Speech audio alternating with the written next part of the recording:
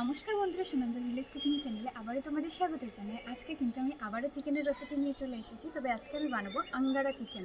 তো তোমরা হয়তো এই চিকেনটা অনেকেই বানাওনি, আবার অনেকেই বানিয়েছো। যারা বানাওনি তাদের জন্য আজকের এই রেসিপিটা। তো এই আঙ্গারা চিকেনের জন্য দেখো আমি এখানে কিন্তু চিকেন নিয়ে নিয়েছি, আর মিডিয়াম সাইজ করে চিকেনগুলো আজকে আমি কেটে ধুয়ে রেখে দিয়েছি। তো এখানে চিকেন রয়েছে, আর এখানে দেখো বিভিন্ন রকম মশলাপাতি নিয়ে নিয়েছি। পেঁয়াজ, এখানে রসুন, আদা, টমেটো। রসুনের পরিমাণটা একটু বেশি পরিমাণে নিয়েছি, যেহেতু রসুনের পরিমাণ একটু বেশিই লাগবে। টক দই নিয়ে নিয়েছি, আর তার সাথে এই যে পাকা পাকা কুল দেখতে পাচ্ছ। তো এই কুল দিয়ে আজকে আমি কুলের চাটনি বানাবো।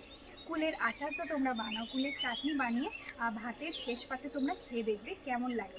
দুর্দান্ত লাগে, টক টক ঝাল ঝাল, দারুণ লাগে। তো এই দুটো রেসিপি কিন্তু অবশ্যই তোমরা দেখবে, দুটোই কিন্তু দুর্দান্ত একটা রেসিপি। তো বন্ধুরা অবশ্যই কিন্তু পুরো ভিডিওটা দেখবে, এবং দেখার পর যদি ভালো লেগে থাকে অবশ্যই একটা লাইক শেয়ার করে দিও। আর যে সমস্ত নতুন বন্ধুরা এখনো পর্যন্ত আমার চ্যানেলে সাবস্ক্রাইব করে নাও নি, তোমরা সাবস্ক্রাইব করে নাও। তো বন্ধুরা বেশি দেরি না করে চলো রান্না করে দেওয়া যাক। তো এখানে আমি ছোট্ট একটা কড়াই বসিয়ে নিয়েছি, এবং তার মধ্যেই যে তেজপাতা টুকরো টুকরো করে কেটে দিয়ে দেব।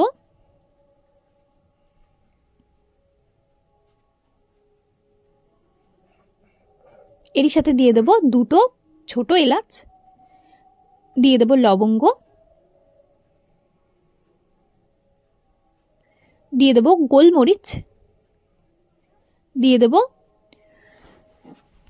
দারচিনি, দিয়ে দেব গোটা ধনে।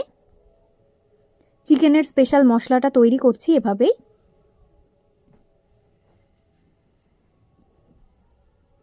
দিয়ে দেব গোটা জিরে। খুব সুন্দর করে কিন্তু এটা হালকা করে ভেজে জল দিয়ে বেটে নেব।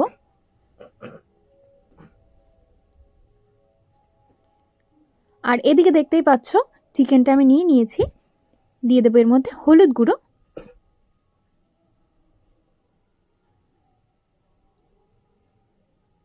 দিয়ে দেব লবণ,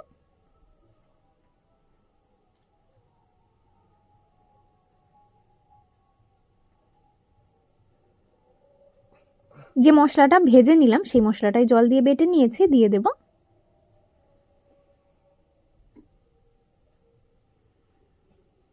এখানে আছে আদা রসুন বাটা,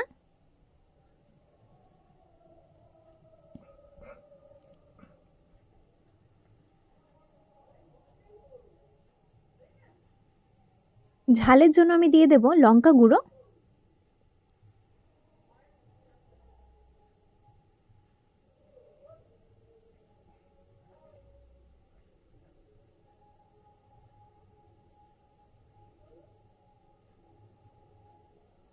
এখানে টক দই নিয়ে নিয়েছি দিয়ে দেব।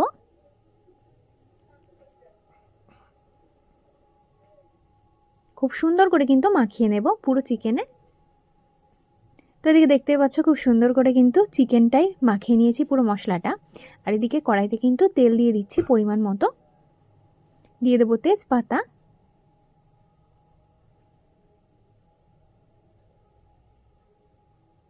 দিয়ে দিয়েছি গোটা গরম মশলা। এবার দিয়ে দেব পেঁয়াজ কুচি। তো পেঁয়াজগুলো হালকা করে একটু ভাজা ভাজা হয়ে গেছে, দিয়ে দেব টমেটো কুচি।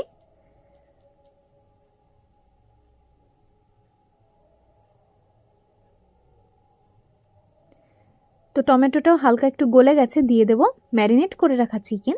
তো বলে রাখি এই চিকেনটা কিন্তু কমপক্ষে 30 মিনিট ম্যারিনেট করে রেখে দিতে হবে, তবেই কিন্তু চিকেনের মধ্যে পুরো মশলাটা সুন্দরভাবে ঢুকবে।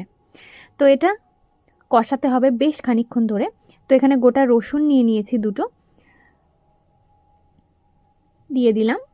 খুব ভালো করে কিন্তু কষতে থাকতে হবে এভাবেই।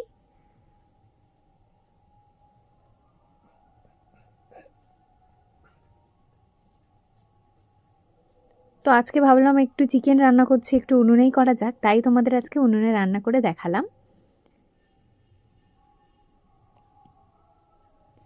এটা কিন্তু বেশ অনেক সময় ধরে কষিয়ে নিতে হবে।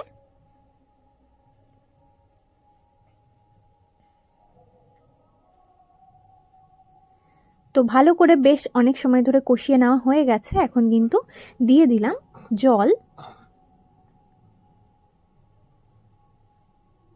আরও খানিকটা পরিমাণ জল দিতে হবে।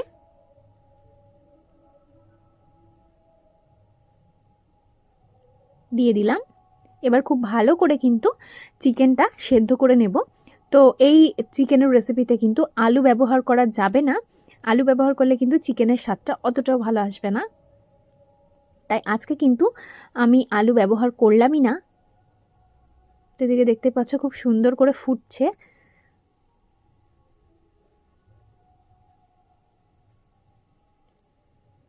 তো চিকেনটা কিন্তু আমার প্রায় হয়েই এসেছে, দেখো কতটা মাখো মাখো হয়ে গেছে, আর চিকেনটা খুব সুন্দর করে কিন্তু সেদ্ধও হয়ে গেছে, আর গ্রেভিটা কত সুন্দর থকথকে হয়েছে। তো নামিয়ে নিলাম। আর এদিকে দেখো কড়াইতে আবারও তেল গরম হতে বসিয়ে দিয়েছি, দিয়ে দিলাম তেজপাতা আর 5 ফোড়ন, কুলের টক বানাবো তাই। তো ভালো করে ফোড়ন করে নিয়েছি, এবার কুলটা আমি দিয়ে দেব।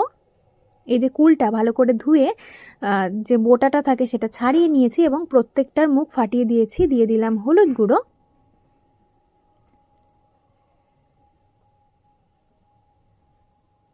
এখন আমি দিয়ে দেব বিট নুন,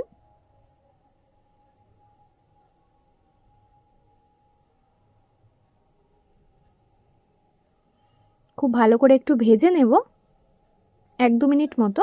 সামান্য একটু লঙ্কা গুঁড়ো দিয়ে দেব ঝালের জন্য। এই কুলের টকটা টক মিষ্টি ঝাল হিসেবেই কিন্তু ভালো লাগে। তো এখন দিয়ে দেবো আমি পরিমাণ মতো জল, যাতে কুলটা খুব সুন্দর করে সেদ্ধ হয় এবং কুল থেকে যে টকটা সেই টকটা যাতে বেরোয়। এখন দিয়ে দেবো পরিমাণ মতো চিনি,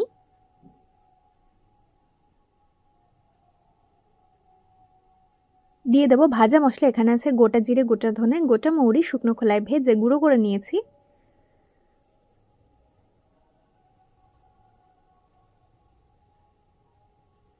এই টকটা যতটা ফুটবে ততই সুন্দর টেস্ট আসবে। তো এটা আমার হয়ে গেছে, নামিয়ে নিলাম। তো বন্ধুরা আবার দেখা হবে আগামীকাল, টাটা।